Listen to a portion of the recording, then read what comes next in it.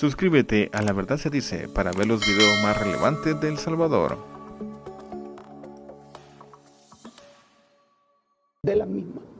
Segundo aspecto, dentro de estas crisis hay un proceso, uno, de recuperación del papel del Estado frente al mercado. Dos, de confrontación con el orden neoliberal impuesto en nuestro país desde el fin de la guerra civil. Tres, hay una coincidencia y un encuentro entre los intereses de la oligarquía local y los intereses del imperio de los Estados Unidos. Por eso cuando uno oye hablar a voceros de los Estados Unidos, hablan de El Salvador como si fuera su casa. Y cuando uno oye hablar o lee a gente de la oposición en el país en este momento, hablan como si lo estuvieran haciendo desde Washington. Este es un fenómeno que no siempre aparece claro. Ahora sí. 4. Este proceso significa la posibilidad que tiene nuestro país de romper las cadenas del atraso, la ignorancia, el hambre del neoliberalismo y del poder de la oligarquía. Y finalmente, el motor decisivo y fundamental de todo esto es el pueblo. Siempre en los procesos políticos fundamentales, el pueblo es el motor, es la cabeza, es la inteligencia. Pero en este momento eso aparece de manera dramáticamente clara. Característica fundamental de la oligarquía, que es un grupo de capitalistas, es que constituyen grupos económicos y grupos políticos que deciden en lugar de los gobiernos las cosas fundamentales de la economía y de la política del país. Esa es la oligarquía.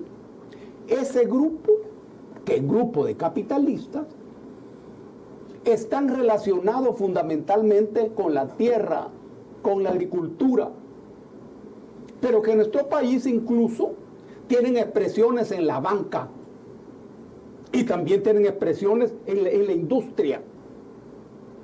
Son capitalistas, pero el pensamiento oligárquico se expresa en el pensamiento político que está en la cabeza.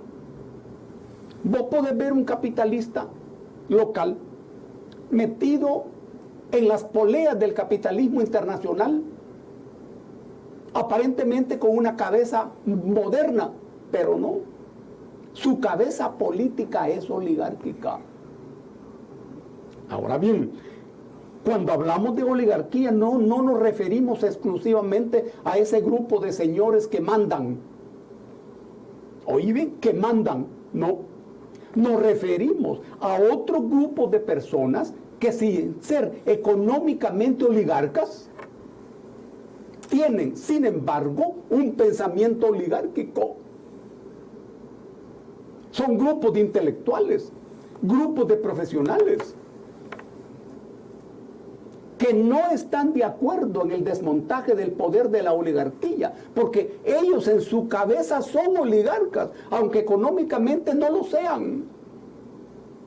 Pero también esos grupos expresan los intereses de los Estados Unidos. Es cierto, en rigor, los intereses de la oligarquía local y los intereses de Washington son diferentes. Al fin y al cabo, Estados Unidos es un imperio en decadencia, pero un imperio al fin. Sin embargo, en esta crisis, los intereses de la oligarquía y los de Washington están uno adentro de otro. Cuando Washington habla por esa oligarquía. Hay que desmontar el neoliberalismo. Y el neoliberalismo es el gran invento de Washington, impuesto a nuestro país desde que terminó la guerra civil. Y es lo que le ha dado a Washington la posibilidad de empobrecer al país. Y la posibilidad de que el país mande millones de personas a los Estados Unidos.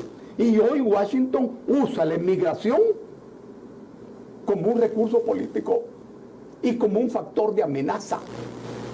¿A qué le debe Washington ese favor? Al modelo económico neoliberal. Por eso es que la oligarquía y Washington están en la misma taza. Mira, ¿qué es lo que está ocurriendo en este momento en el país? ¿Es una transformación? ¿Y es una transformación profunda? No.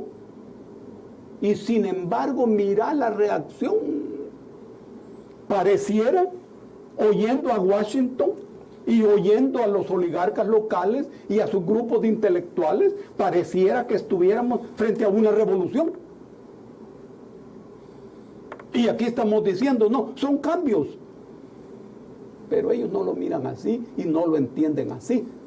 Y hacen bien. Porque lo que se está haciendo es cambiando las reglas del juego y organizando el Estado de otro modo.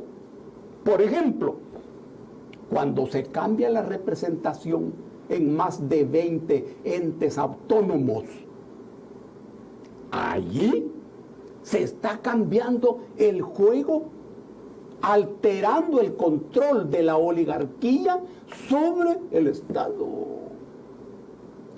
Estos están hablando hoy de dictadura. Y están hablando hoy que se quiere controlar todo. ¿Qué significa lo que ha aparecido públicamente? El control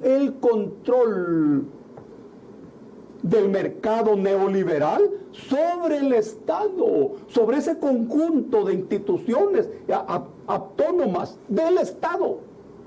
Y vos te preguntas, ajá, ¿y quiénes mandan en el Estado? Ellos. Eso no es un tema de fondo, no. Es un tema de forma. Allí hay un proceso de construcción de un nuevo poder político. Cuando se anuncia el uso del Bitcoin, por ejemplo, y esa es una simple medida económica, es una ocurrencia aislada. No. Es que el país tiene una vulnerabilidad inmensa ante el imperio. Y es que la moneda que circula es el dólar. Entonces, la posibilidad del imperio de estrangularnos es extraordinariamente fácil. Extraordinariamente fácil. El imperio huele, así como la fiera huele a la presa en lo profundo de la selva. Huele que hay problemas y que hay dificultades. Y el imperio estadounidense, como todos los imperios, no entiende de diplomacia, ni entiende de inteligencia, entiende de fuerza. Y hay que pensar en que van a tirar un cerco económico, ¿cómo no? La opción del Bitcoin, que no es controlada por ningún banco central, que no es controlado por el dólar, y es una alternativa a ese control estadounidense, va por ese camino. Hay que saber que desde 2008 China ya no compra la deuda de los Estados Unidos. Y eso ha abierto en la economía estadounidense un gigantesco hueco. Estados Unidos sigue imprimiendo moneda, imprimiendo dinero, sin base material. Oí bien esto, sin base material, sobre todo en el escenario de manejo de la pandemia. La medida del Bitcoin lleva a la construcción de posibilidades del país de escapar de los dientes de esa fiera. ¿Y cuántos países usan eso, Dago? En este momento no sé, no lo sé. Nadie lo usa. Sí, ¿cómo no? Hay una franja de la economía planetaria poderosa que está usando esto. Y hay un bloque del intercambio mercantil planetario que también está trabajando con ese tipo de moneda. ¿Tú le ves seriedad a ese tema? Por supuesto. Y tiene lógica ante la necesidad del país de prepararse ante la previsible reacción de ese imperio. Da la idea que están acompañando a Bukele. Ya. ¿No te da esa impresión, Dago? Esa es una importante reflexión. Miren, prácticamente desde 1821, diferentes grupos oligárquicos han controlado los aparatos del Estado. Y han habido levantamientos, bloques de resistencia contra ese poder. Gerardo Barrios se levantó contra eso. Lo mataron. Don Manuel Enrique Araujo en 1913 lo mataron. 1932, la gran matanza. La Unión Nacional Opositora en la década del 70 se impusieron. El levantamiento militar de octubre de 1979 lo derrotaron. La guerra de 20 años del FMLN guerrillero, ganaron eso los oligarcas. Las han ganado todas. Por eso somos el país más atrasado y más pobre del continente. Por eso. Ahora, este es un nuevo momento. Van a perder. Va a ganar el pueblo en esta coyuntura. Y Julio tiene razón, dice, los oligarcas callados. Claro, siempre ellos actúan en la sombra. Siempre. Ellos no hablan. Tienen gente que habla por ellos en todos lados. Pareciera, dice Julio, que están de acuerdo. Pareciera. Ellos están moviendo sus recursos, los que siempre mueven, pero no salen a la luz. Ese es el enemigo más peligroso. Son dueños de los bancos, dueños de las tierras, dueños de centros de estudio, dueños de los grandes negocios. Ahora bien, y todo ese bloque está en desacuerdo con las transformaciones posibles del país. No, afortunadamente no. Pues sí, pero como no ven amenazado nada, Dago. Sí. Y entonces, ¿qué van a saltar? Claro. Van a decir, bueno, el país está entretenido con otras cosas ahí, pero a nosotros no nos tocan nada. ¿Cómo ignorar esto? ¿Por qué debería la oligarquía salvadoreña, Dago, estar preocupada? Dame un caso. ¿Por qué debería estar preocupada? Digamos, pero de manera concreta, digamos, no tanto filosófica, sino concreta. ¿Por qué la oligarquía se debería sentir amenazada? Decir, hoy sí, con esto nos van a fregar, como decimos los salvadoreños. Hoy sí, está bien. Bukele nos va a fregar con esto, y entonces la oligarquía. Esa es una pregunta que te tengo. Y la otra es, ¿por qué Estados Unidos debería sentirse tocado, digamos? ¿Qué Estados Unidos es lo que le preocupa de las transformaciones del país, de la construcción de esa nueva república que ustedes hablan? Correcto. La oligarquía. Es que para los oligarcas siempre es conveniente un gobierno débil. Eso es la mejor noticia para los oligarcas. Un gobierno débil. Que sea gobierno a partir del fraude electoral. Eso es lo mejor que puede ocurrir. Cuando aparece un gobierno con el 80 o el 90% de respaldo, ese es problemático. 2. Cuando los que llegan al gobierno pertenecen a la misma clase social que los oligarcas, aunque pertenezcan a diferente grupo o si vos querés, a diferente fracción de ese bloque. Digamos, cuando hablabas tú de Bukele, decías la nueva burguesía, decías. Sí. Que Bukele está dentro de la nueva burguesía, decías tú. No, digamos que es un grupo de comerciantes medianos y pequeños. Científicamente podría ser pequeña burguesía. No, pero tú decías que Bukele representaban, me dijiste aquí, a la nueva burguesía del país. La posibilidad de construcción de una burguesía. La posibilidad de construcción de una burguesía. Ellos son comerciantes pequeños y medianos del mismo bloque clasista. Los conocen por dentro, por fuera. Conocen su táctica, conocen su técnica y los conocen personalmente. Hay que preocuparse. 3. Cuando ese grupo que llega al gobierno empieza a cambiar el juego en la sociedad y las reglas del juego. Cuando empieza a golpear las posiciones políticas de la oligarquía dentro del aparato del Estado, lo que les permite controlar al Estado. ¿Qué es lo que está ocurriendo? Ellos saben lo que está ocurriendo. Y saben que están perdiendo posiciones que les permiten ese control para que nadie se mueva. Muy bien.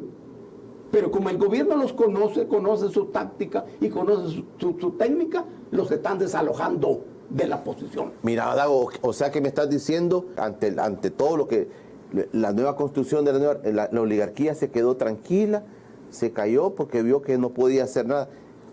Así es la cosa. No, en absoluto. Porque yo no veo, claro. Dago, no veo nada, Dago, discúlpame. Claro, que claro. Si la oligarquía estuviera inquieta, otras cosas estuvieran pasando en este país, Dago, ¿no te parece? Esa no es la escuela. Vos nunca vas a ver a los señores en un programa de televisión, ni en un meeting. No. Ellos actúan de otro modo.